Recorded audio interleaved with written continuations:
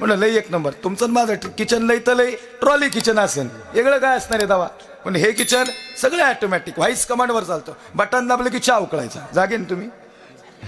Button दाबलं की चहा उकळायचा. अशा 4-5 शेगड्या लांब लचक लाईनीने. म्हणलं मानलं बाय साहेब. म्हणलं ही शिगडी, म्हणलं ही चहाची, म्हणलं ही ते म्हणले ही एकादशीची, बगर खिचडी साबुदाणा सगळं इकडे म्हणले. म्हणलं तिकडे ते म्हणले तिकडे जाऊ नका, ते जत्रच आहे म्हणले, तिकडे नाही जायचं. म्हणलं मानलं पाहिजे साहेबराव. अहो केवढा खर्च असेल किचनला. 20 कोटी रुपयाचा बंगला म्हणल्यावर एवढं थांबव का नाही? काय वाटतं विजय महाराज, काय वाटतं गुरुजी, एवढं थांबव का नाही बळी महाराज? ते मला बेडरूम मध्ये घेऊन गेला. तर महाराजाला कोण बेडरूम मध्ये घेऊन जाईल का? म्हणलं महाराज कसं काय बेडरूम? आता म्हणलं नाही चांगलं म्हणतात तर परत ह्यात कापत करीन, चांगलं म्हणायला लागते. म्हणजे तुम्हाला असं उगा फुलीत नाही बरं शुभम, म्हणजे तुम्ही चांगलाच पाहुणचार केलाय, लक्ष नाही का मला काय सांगायचे. म्हणलं काय बेडरूम कसं काय महाराज? म्हणलं लय भारी. ते म्हणले महाराज तसं भारी नाही कळत, गादी बसून बघा. आता मी गेलो घरच्या गादी बसल्यागत, जे सपक्या बसतो ते धपक्या वस्तावरती झालो. सिलिंगला डोकं लागलं, डोकं फुटायची वेळ आली. म्हणलं गड्या साहेब मानलं पाहिजे तुम्हाला. साहेब म्हणले महाराज ये तो सुरुवात है, आगे आगे देखो होता है क्या. म्हणलं आता मरावन तुमच्याच पोटाला जन्माला, एवढ्या थांबव का नाही? काय वाटतं तुम्हाला? ते मला बाथरूम मध्ये घेऊन गेलं. महाराजाला पण बाथरूम मध्ये घेऊन जाईन का? बाथरूम म्हणजे साधारण नाही बरं का, 2 कोटी रुपयाचं बाथरूम, 2 कोटी रुपये. म्हणलं साहेब काय विशेष? म्हणले महाराज विशेष म्हणजे टावेल घेऊन जायचाच नाही, डायरेक्ट अंग पुसून माणूस बाहेर येतो म्हणले. नाही नाही हे खरं आहे बरं का असं. हा नुसतं ऑटोमॅटिक सेन्सरवर चालतो, व्हॉइस कमांडवर. गरम पाणी म्हणलं की गरम पाणी, शॉवर म्हणलं की शॉवर चालू होतं. म्हणलं साहेब मानलं पाहिजे तुम्हाला. म्हणलं हे कसं काय करीत? म्हणले महाराज 2 कोटी रुपये टाकले, सगळं ऑटोमॅटिक आहे. म्हणलं साहेब नाराज नाही ना होणार तुम्ही माझ्यावर?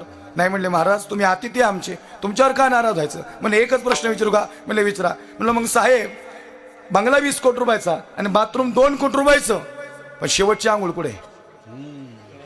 आता कोण म्हणलं का बाथरूम मध्ये?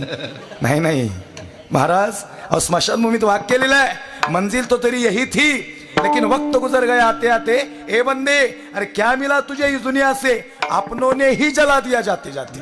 म्हणून बघा जाळणारी आपलेच आहेत. बरं आता एवढं दुःख फाश झाले, लोक कवटी फुट असतोवर बी थांबित नाहीत.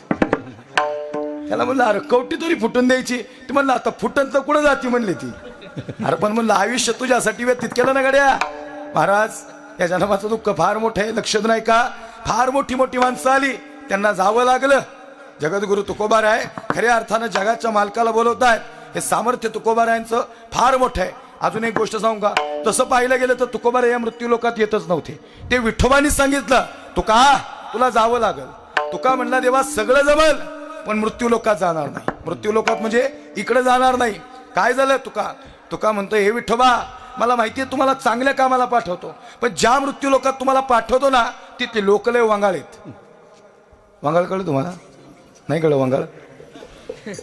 वांगाळ इकडे शब्द नाही लक्षात आला का? वांगाळ म्हणजे आपल्यातला पुढे जायला लागला की त्याला आपली माग वाढतात, त्याला वांगाळ म्हणतात. वाईट वांगाळ म्हणजे जरा आपल्यातला शब्द झाला, थोडासा रांगडी शब्द वांगाळ. ते शिवला तुम्ही पुण्यात म्हणून तुमच्या लक्षात आलं.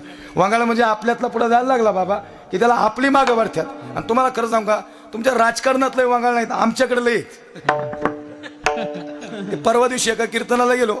ते कीर्तनाला गेलो, एक कीर्तन झाल्यानंतर गायनाचार्य माझ्या बाजूला आले. मला म्हणले महाराज आज कसं काय गायन केलं? म्हटलं फार सुंदर गायले तुम्ही. नाही म्हणले महाराज तुम्ही ऑब्झर्वेशन नाही केलं. म्हटलं मायक्रो ऑब्झर्वेशन होतं. फार तुमचा आवाज तार सप्तकात, नादच करायचा नाही म्हणलं तुमचा. नाही म्हणलं महाराज तसं नाही, बाजूच्याची कशी काय जिरावली म्हणले. म्हणलं जिरवायला थवैर ते म्हणलं तसं नाही महाराज, माझ्या मागं त्याला मंथा नाही आलं.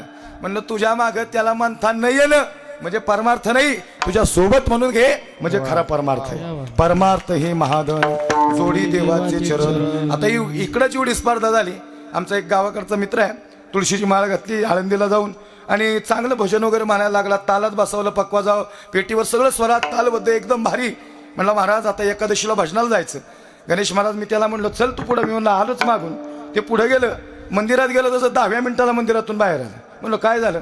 म्हणले महाराज मला नाही वाटत 4-5 महिने माईक माझ्याकडे येईल. म्हणलं का?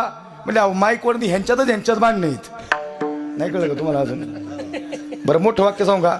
ज्याला लय स्वरातलं ज्ञान नाही त्याला माईकचा नाद लय, ह्यांना लगेच लक्षात येईल बघा. हा त्याला पहिला माईक पाहिजे. अहो माईकवर राहणं आणि वैर. मी खरं सांगू का, गायनाला नामस्मरणाला आणि परमार्थातही काही दोष असतात. ते दोष असे गातो लय भारी पण आधी पितो मग गातो, मग कोण गायला ऐकायचं नाही. लक्षात आलं का महाराज? लक्षात नाही का? लई मोठी स्पर्धा उभी राहिली महाराज. ही स्पर्धा एवढी मोठी नाही, तुकोबाऱ्यांना माहिती होतं. आता काय झालं बाबा, मी नवीन गाडी घेतली. हे आमच्या अमोल फार वर्षापासून माझ्या परिचयाचे आहेत. त्यांनी मला फोन केला, कबीर महाराज अभिनंदन, तुम्ही नवीन गाडी घेतली. अशा अनेक मित्रांचा फोन आला, अभिनंदन कबीर महाराज नवीन गाडी घेतली. आमचा एक गावाकडचा मित्र आहे, काही तुम्हाला खरं सांगू का, काही मित्र नुसते मनाय मित्र आहेत पण त्याला आतल्या गाठीचे आहेत. ते कधी तुमचा घात करताना सांगता येत नाही. मला फोन केला, म्हणजे कबीर महाराज, म्हणलं बोला. म्हणले नवीन गाडी घेतली. म्हणलं हो. म्हणलं इनोवा क्रिस्टा घेतली. म्हणलं बरोबर आहे. म्हणले 30 लाखाची घेतली. म्हणलं हेही बरोबर आहे. नाही महाराज हप्त्यावर घेतली का? मी म्हणलं सप्त्यावर घेतली. काय करायचं तुला, हप्त्यावर घेतली का सप्त्यावर घेतली? अरे आपल्या घरासमोर 4 गडे पूजित बसना, लोकांनी घेतली म्हणून पोटात दुखते. तुम्हाला माहिती आहे का, मृत्यू लोकातल्या लोकांची अडचण काय आहे? हे दुसऱ्याचा बंगला बघितले ह्यांच्या पोटात दुखीत आहे. कुणाचं चांगलं घर चालू झालं की ते म्हणते कुठून आणला पैसा, अन्न मान धन येतो प्रारब्ध हाती. लक्ष नाही का, मी कीर्तनातला कोणताही मुद्दा बिना प्रमाणाचा तुमच्या समोर मांडत नाही. याचं कारण असं आहे, दुसऱ्याचं चांगलं झालं, एखाद्याचं चांगलं घर झालं आणि आपल्या चित्ताचं समाधान झालं तर विठोबा आपल्या बी बंगल्याची पायरी तयार करायला घेतो. म्हणून इतरांच्या समाधानात संत समाधानी होते. सजन हो, मृत्यू लोकातली माणसं दुसऱ्याच्या सुखात दुःखी आहेत म्हणून ती आयुष्यभर दुःखी आहेत. लक्ष नाही का, तुकोबाऱ्यांनी हा परमार्थ करण्यासाठी तुकोबाऱ्या सांगतात विठोबा जाणार नाही. विठोबा आणि तुकोबा तसं पाहिलं गेलं तर 4 शब्द या महाराष्ट्रातले जादूगार आहेत. दादा 4 शब्द या महाराष्ट्रातले मॅजिकल आहेत. एक विठोबा, एक तुकोबा, एक ज्ञानोबा आणि 4था शुभा.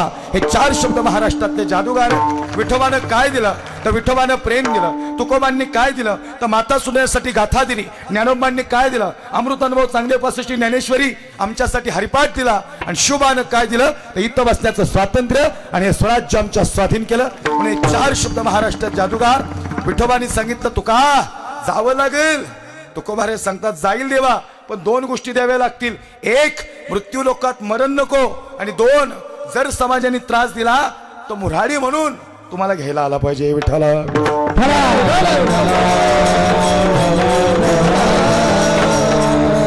मग आले जगद्गुरु तुकोबारा इथे, इथले नाहीत तुकोबारा, ते आले कुठून याला प्रमाण आहे.